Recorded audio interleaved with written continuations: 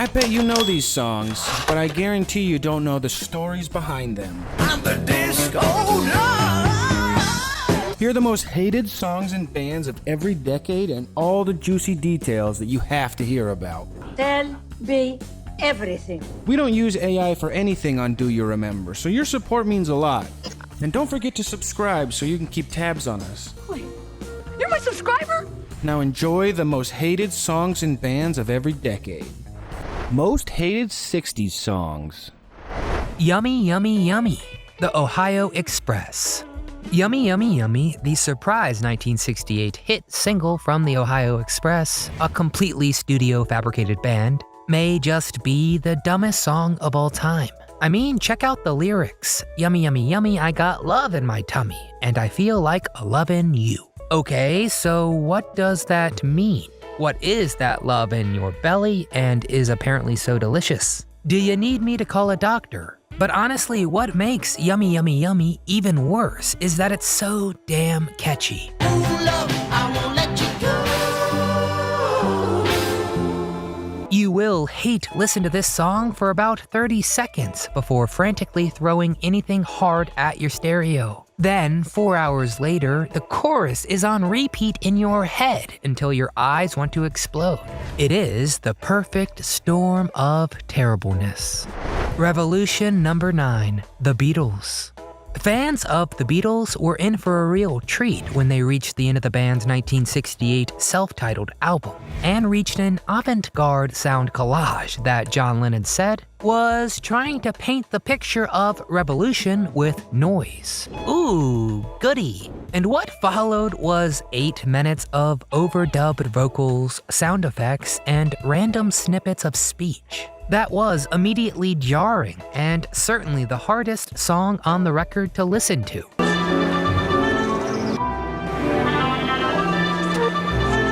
So, is it art masterpiece or masturbatory indulgence? I think the answer is obvious. Young Girl, Gary Puckett. Oh good, a song called Young Girl. I bet you can see where this is going. Released by Gary Puckett and the Union Gap in 1968, this single shot all the way to number 2 on the charts. And let's just say that if Gary tried to sing the same song today, I don't think it would fly. You're much too young, girl. No, I'll just let him damn himself with his own words. Beneath your perfume and makeup, you're just a baby in disguise. And though you know that it's wrong to be alone with me, that come on look is in your eyes. Ugh, yikes. Cue the gagging and an immediate call to the cops. The young girl in question should take Gary's own advice and run, girl. Honestly, never stop. And look, I know this was some of yours favorite song back in the day. And that's okay, because you did not write it. Cherish, The Association. If there was a poster child for terrible, syrupy soft pop that everyone associates with the 70s, then Cherish, The Association's 1966 #1 single would absolutely be it, perfecting the genre that would explode half a decade later. Cherish is the word I use to describe. The Association manages to make you pity, loathe, and want to slap them all within the space of 3.5 interminable minutes. I mean, the word cherish is slightly creepy and not something I want a potential lover to keep whispering to me. I mean, come on, the band repeats the line a lot. It all just comes off as slightly stalkerish in the end. And we all cherish the moment that song finally stops. Speedy Gonzales, Pat Boone. You know what's one thing from 60s pop music that I'm very glad has disappeared? Casual racism. Hey, Rosita, I have to go shopping downtown for my mother. Which thankfully has been almost completely banished from the airwaves today. But times were different in 1962 when Pat Boone released the song Speedy Gonzales. And safe to say, the song has not aged well. Speedy Gonzales, how come you leave me all alone? With a name borrowed from perhaps the most racist of the Looney Tunes, which is saying something. It's very hard today to listen to a rich white guy sing about the Mexican whose roof is leaking with a strainer. This sounds like Rosita. Fortunately, it's 2023, and Boone sounds more than a little dated as he jovially sings his racist tropes. Honey, Bobby Goldsboro. Aw, a song about a man lamenting the death of the love of his life. How touching and sweet.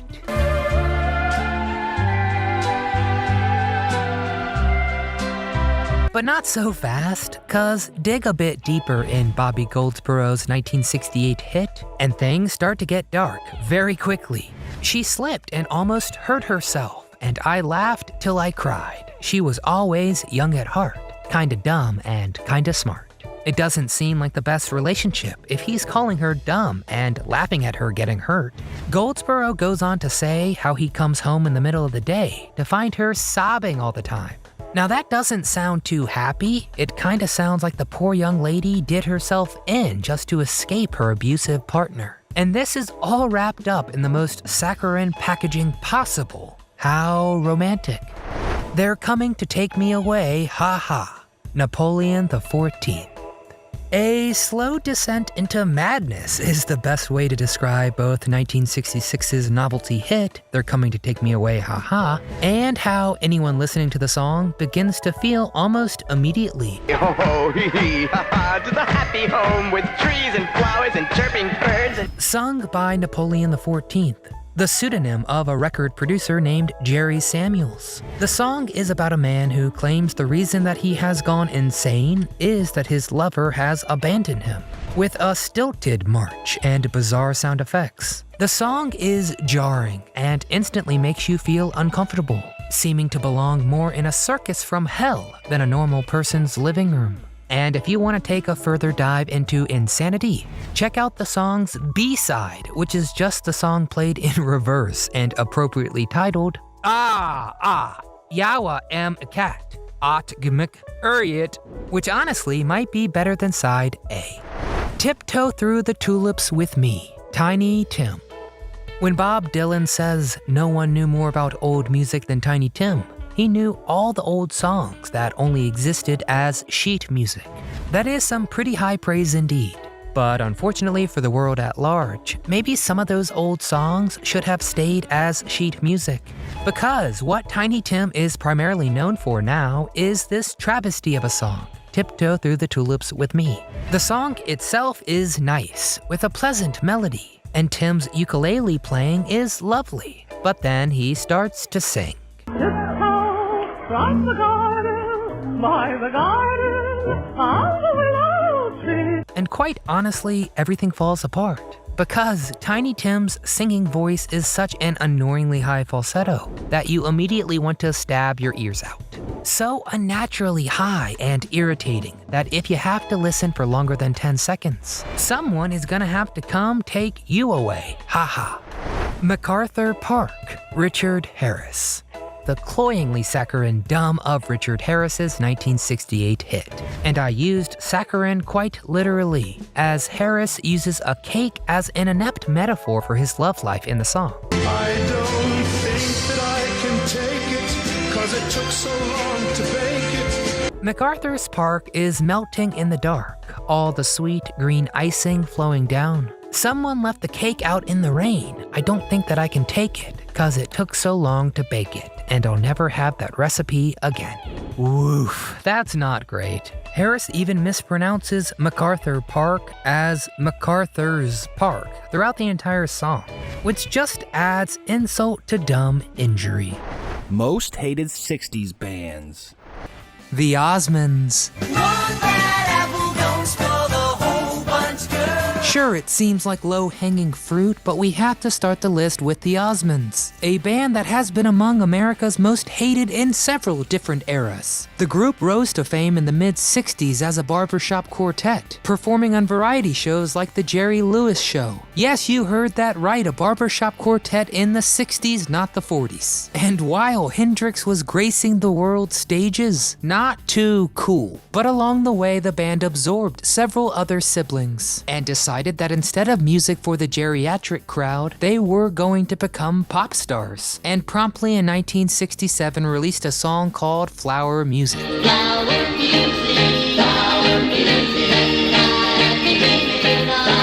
Too on the nose? Yeah. Which proves you can take the band out of the cheese, but not the cheese out of the band. The Osmonds continued evolving over the years, but never really in a good way, and in our view achieved the notable distinction of being one of the campiest, most hated bands in 2 decades.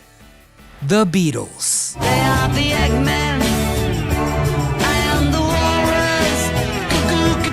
Okay, I know what you're thinking. Really, the Beatles? The band that inspired a literal mania back in the 60s, with fans screaming so loud you couldn't hear the music the band was playing. Yep, them. Because as popular as the Fab Four were, there were certain groups that hated them with a fervor so passionate that it was kind of dangerous. In 1966, the band declined an invitation to have breakfast with the First Lady of the Philippines, Imelda Marcos, setting off nationwide riots and forcing the band to flee the country one step ahead of a lynch mob. Then John Lennon remarked to a reporter, saying the Beatles were more popular than Jesus now. A comment that, did not go over well in some parts of the world, leading to their music being banned in Spain and South Africa. The Vatican issued a protest, and Beatles records were burned all over the American South. The Monkees. Take the last train to Clarksville. Now I must hang up the phone.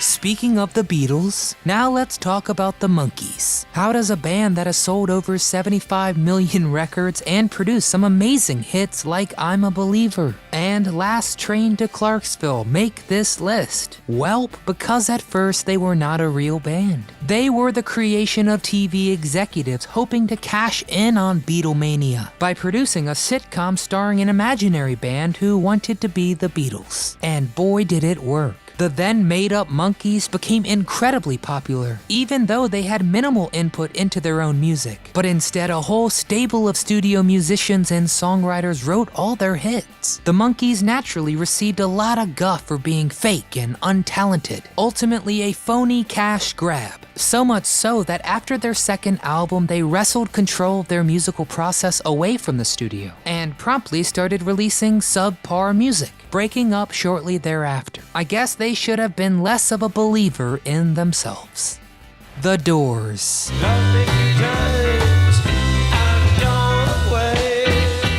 One of the most iconic American bands of all time, and they make this list on behalf of the thousands of people who were subjected to one of their live shows in the late 60s. Picture this: you're about to see your favorite band live for the first time, but soon eager anticipation gives way to first annoyance, then anger, and then hatred in quick succession as the band's lead singer shows up an hour late, falls down drunk, passes out multiple times during the show, is quite antagonistic while conscious, and eventually gets hauled off by the cops before the show ends. Which basically describes the Doors in concert in the late 60s. And all this culminated in Jim Morrison being arrested after a show in Miami, after allegedly exposing his penis to the crowd.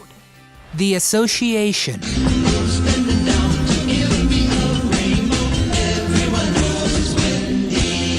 Some of the bands on this list were hated because of their antics outside of music, some because they weren't supposedly real bands at all. But this next act makes the list solely based on their own musical merit. In a decade that delved the true depths of love and human emotion with songs like Something and God Only Knows, The Association were busy releasing the song Cherish, possibly the most terrible piece of saccharine crap ever written. For example, you don't know how many times I wish that I could mold you into someone who could cherish me. I'll give you a second to let the dry heaves subside.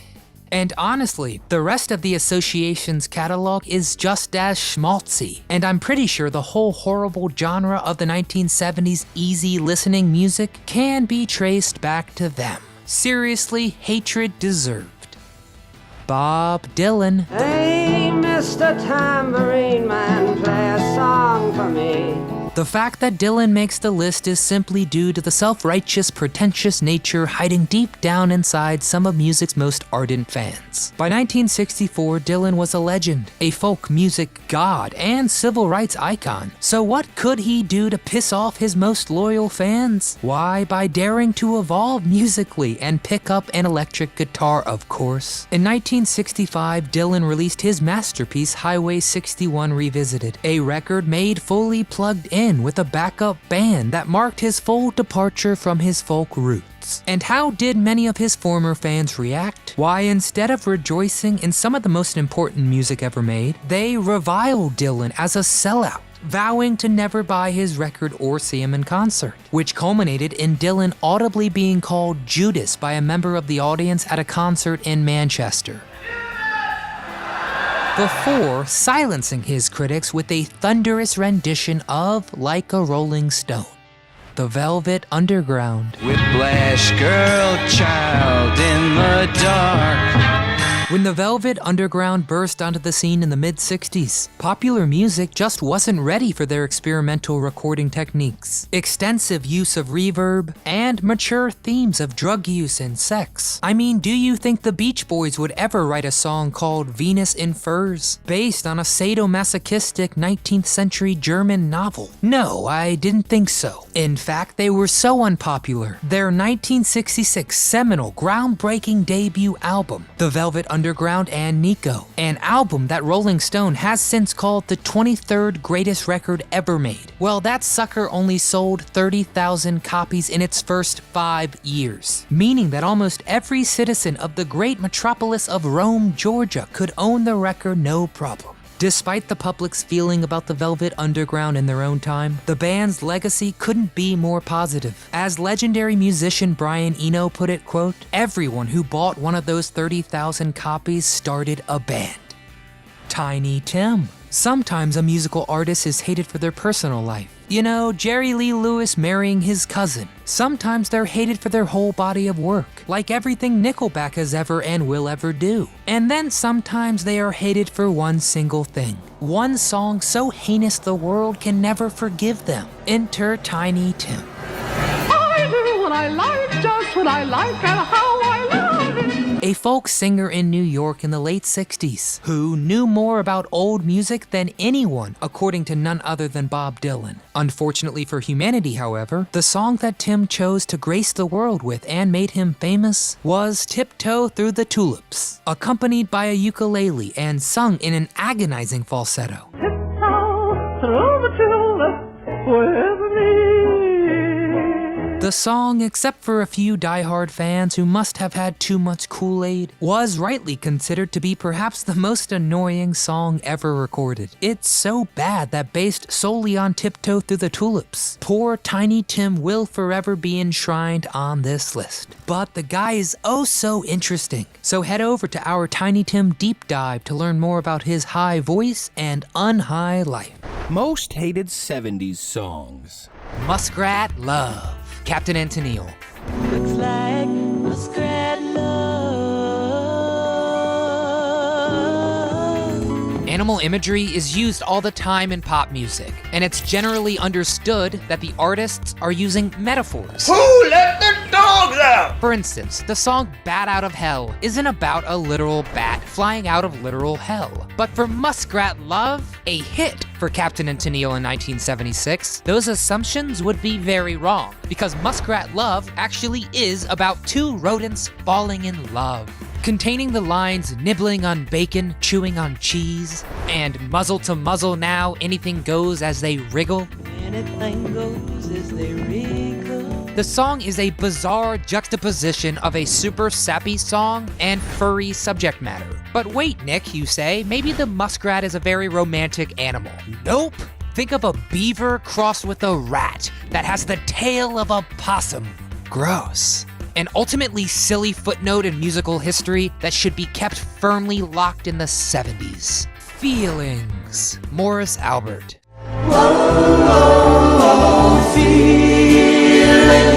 Specificity is very important in songwriting. It forges a deeper connection with the audience as they peer into the songwriter's soul. Unfortunately, for 1975's hit Feelings, singer Morris Albert is about as vague as he can be. Out of every possible adjective in the English language, the word Albert uses to describe what he's feeling is, drumroll please, feelings. And here I quote, "Feelings, for all my life I'll feel them. For my life I'll feel it." Wow. Albert drones on and on about his supposed feelings, but never comes out and says what it is he's actually feeling. So much so that by the end of the song, you want to grab and shake him. What are you feeling, Morris? These vague, cloying lyrics combine with a plotting tempo to lull the listener into a trance, in which it's impossible to feel anything at all. You're 16, Ringo Starr. You're 16. You're beautiful, and you're mine. Sonically, Ringo Starr's 1973 hit You're 16 isn't terrible. With an upbeat, bouncy melody, the song is actually quite catchy. But then you remember that Ringo was 33 when the single was released, meaning he was singing about an underage girl half his age, which makes the lines "lips like strawberry wine" and "when we kissed I could not stop" more than a little problematic. He probably should stop. Apparently the 70s society didn't have as big a problem with statutory rape. The song soared to #1 on the charts. You're 16's music video, starring a young Carrie Fisher, was oddly released 5 years later in 1978. And let me tell you, the sight of a nearly 40-year-old Ringo Starr crooning about wanting to kiss a 16-year-old is enough to make your skin crawl. You light up my life. Debbie Boone.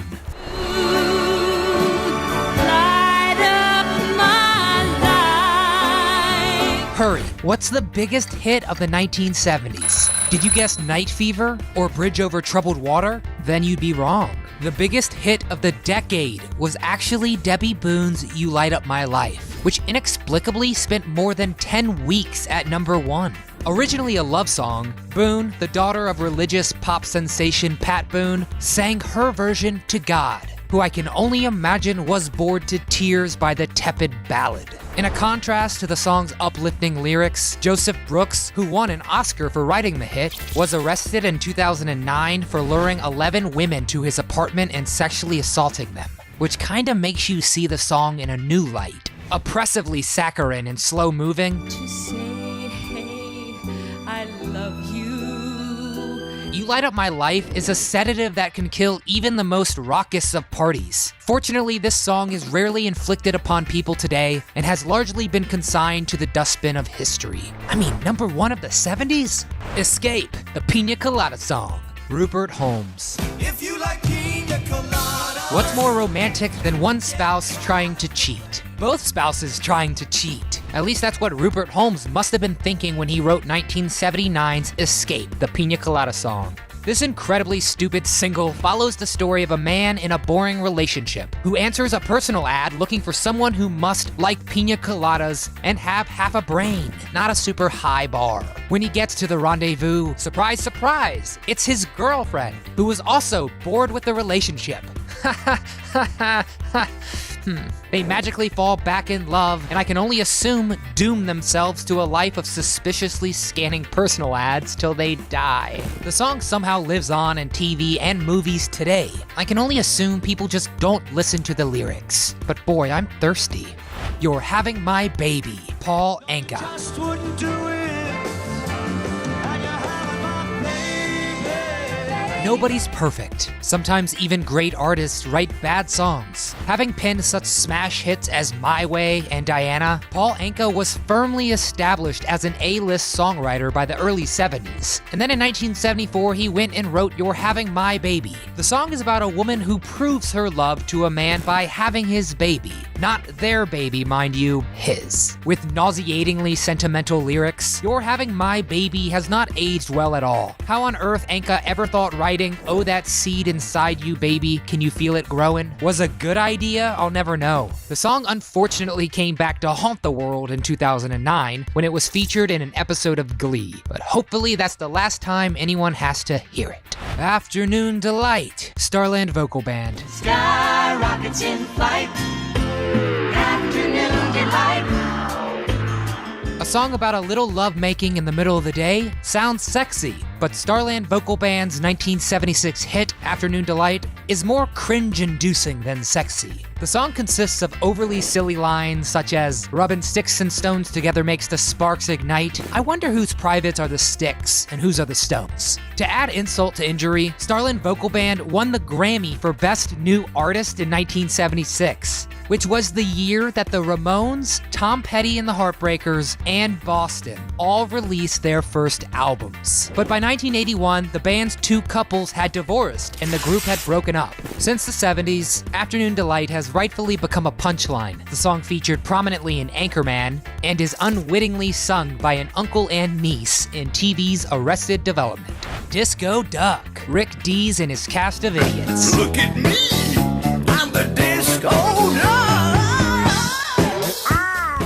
The fact that a song entitled Disco Duck by the band Rick Dees and his cast of idiots would make the worst songs of the 70s list needs no explanation, but here goes. Rick Dees was a longtime Memphis DJ who grew so tired of playing disco records that he decided to write a disco parody. What he came up with just might be the worst song of all time, about a man dancing the duck at a party to impress the ladies. Disco Duck's lyrics are so excruciatingly dumb that you actually feel your IQ points slipping away as you listen.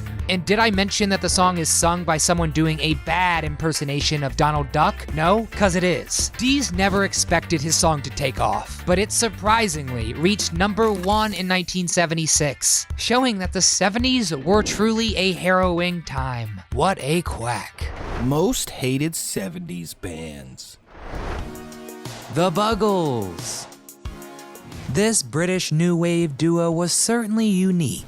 Trevor Horn, the vocalist and bassist, said that their name was inspired by his oversized glasses, which made him look bug-eyed like a buggle. But it's also been stated that they were the generic sort of Costco brand of the Beatles. Either way, the name is pretty bad, but you will certainly remember them for one specific reason.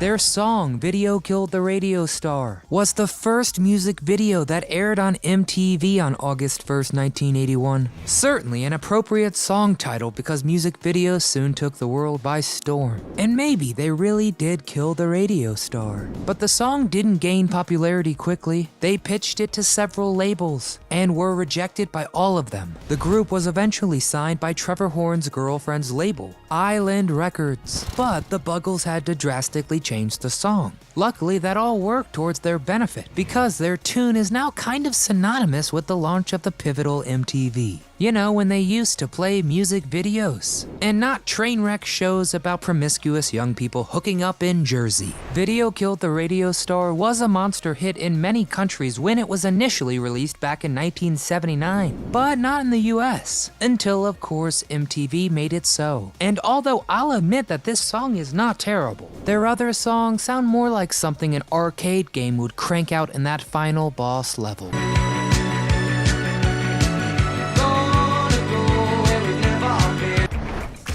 Bo Donaldson and the Haywoods. This UK-based pop group was famous for their hit song, Billy Don't Be a Hero.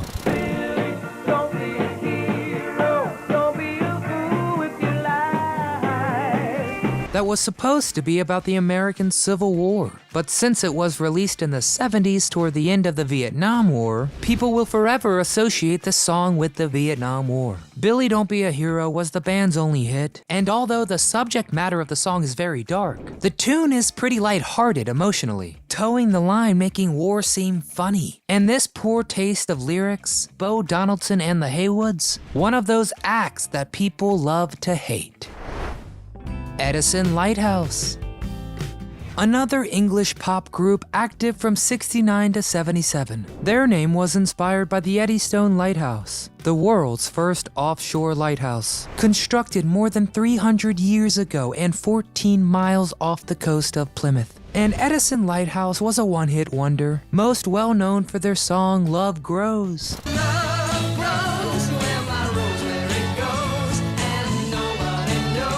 But the lead singer, Tony Burrows, left the group after the hit was released. Only problem was he didn't have the rights to the band's name, so they went on operating without him. Maybe the love might grow some more for this group because they still tour and sing today in 2021. Maybe, just maybe.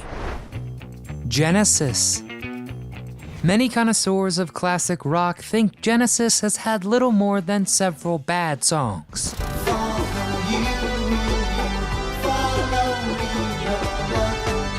A simple Google search shows several lists and blogs ranking the worst Genesis songs. The band changed their sound several times, and some people weren't really sure what exactly the band was trying to do. I guess people hate what they don't understand.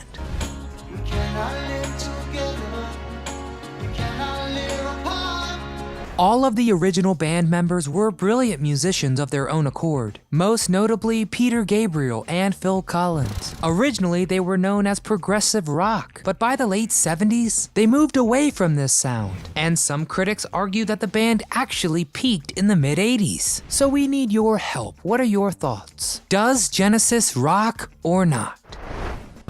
Morris Albert.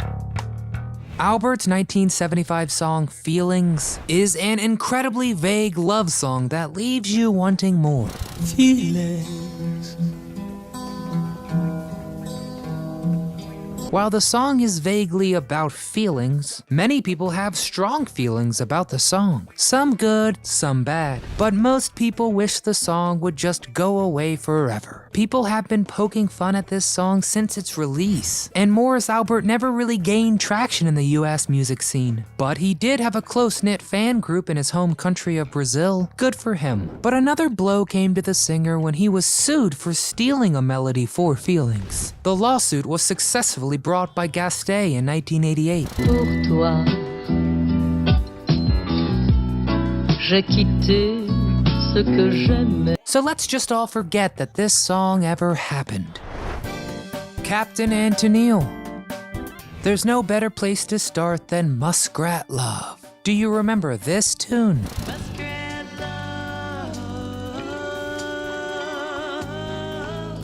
Of course you do, how could you forget it? Because it's pretty awful. I still have regular nightmares about muskrats. I once saw some furries in Times Square and that further cemented my nightmare. But Muskrat Love was originally supposed to be titled Muskrat Candlelight. And Muskrats in the Dark sounds even more terrifying. And this popular duo didn't write the song. It's a cover written by Willis Allen Ramsey. But how did Captain Antonio get invited to the White House to play this song for Queen Elizabeth in 1976? I mean, who approved that? I'm looking at you, Gerald Ford. That is not a groovy move. But let's talk more about the Captain and Tennille's personal life. They were a married couple who performed together. But sadly, in 2014, after 40 years of marriage, the duo divorced, and each muskrat went their separate way.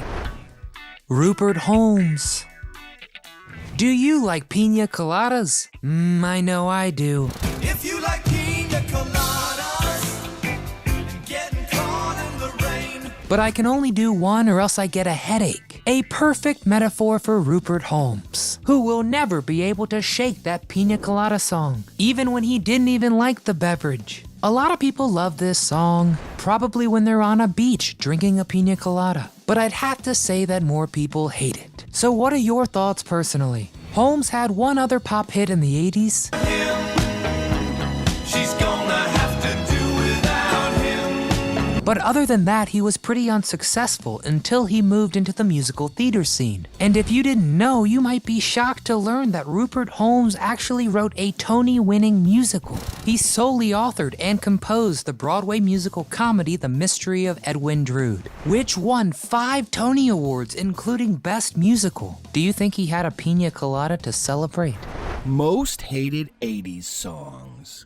We built this city, Starship.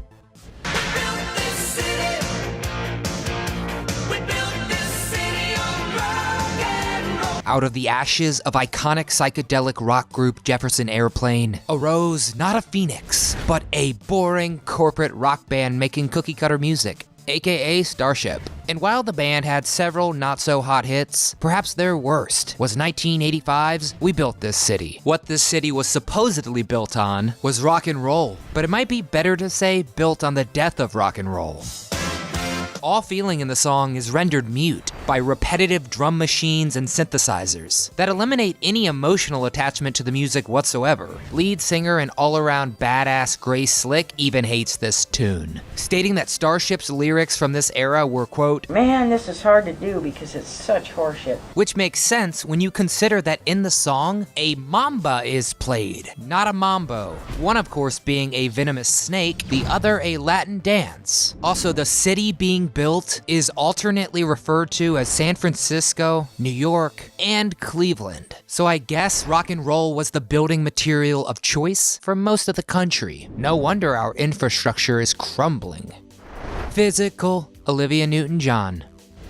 The early 80s were a bizarre time that fetish-sized the workout culture of fitness clubs a little too much. Think the terrible Jamie Lee Curtis and John Travolta movie Perfect. It's not perfect. This trend of celebrating people in pastel leotards was probably best exemplified by Olivia Newton-John's smash 1981 hit Physical. Notice how I didn't say amazing, fantastic 1981 hit? The song is a repetitious disaster of a woman attempting to persuade a mystery man to have sex. What makes the song extra bizarre is the music video, in which Newton-John tries to jazzercise several fat, slovenly men into shape. Because workouts are sexy. But Newton-John mechanically delivers the lyrics like a robot who has read 50 Shades of Grey, then attempts to seduce you through song. The words are right, but I'm just not turned on. Somehow, Physical was the #1 hit for the whole decade, staying at #1 for 10 weeks, which physically makes me ill.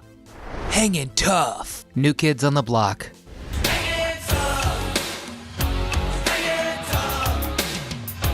Want to know where the stereotype that white people can't rap comes from? Then throw on New Kids on the Block's 1988 single, Hangin' Tough, sit back, and relax. The song, sung by the legendary Donnie Wahlberg, features 5 decidedly untough teenage kids, attempting to come off as gangsters. And boy did they fail. Get loose everybody, cause we're gonna do our thing. Cause you know it ain't over till the fat lady sings. Sounds like it was written by a person whose only concept of rap was that the lines have to rhyme. To put the song in perspective, a 1991 version sung by Alvin and the Chipmunks is only slightly worse than the original.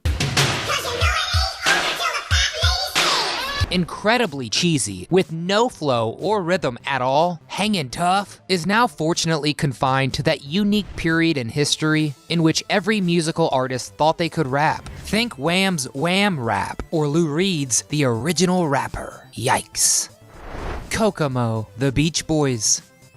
Universally regarded as one of the greatest rock groups of all time, with almost too many hits to count. This group was a pioneer of surf rock, lauded for pushing the boundaries of pop music. But then the late 80s rolled around, and the producers of Cocktail needed a song for their Tom Cruise vehicle.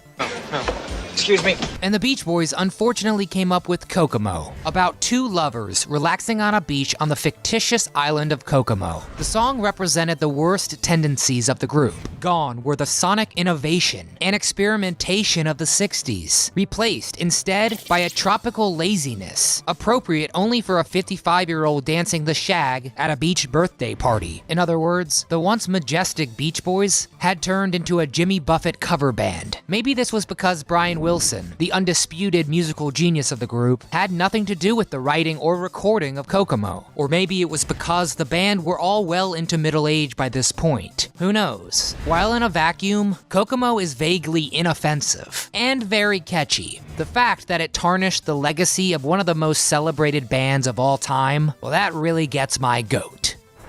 Mickey, Tony Basil.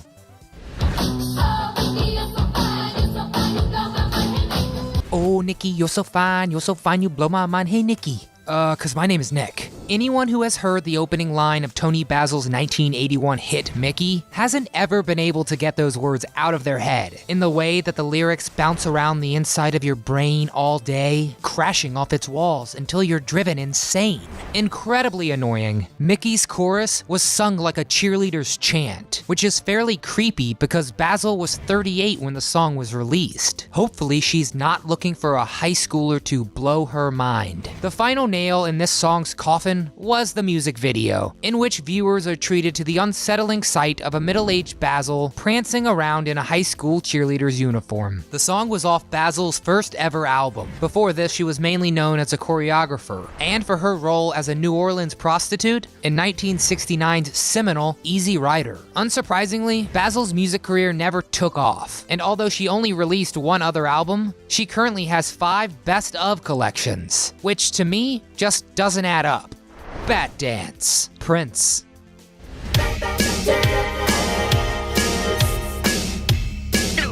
Wait, a song by Prince, you say? No way. Prince is a rock god, a guitar virtuoso. This list would never give you up, never gonna let you down, never gonna run around and desert you. Ha, gotcha.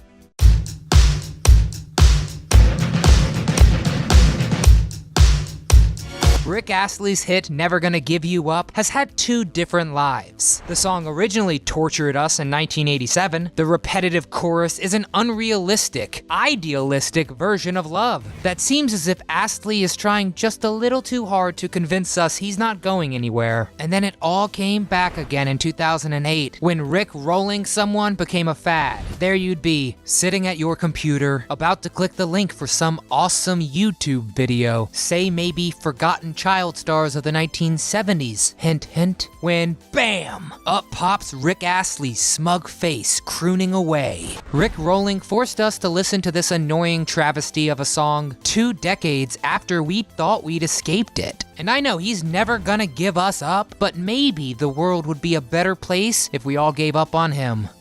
Don't worry, be happy. Bobby McFerrin.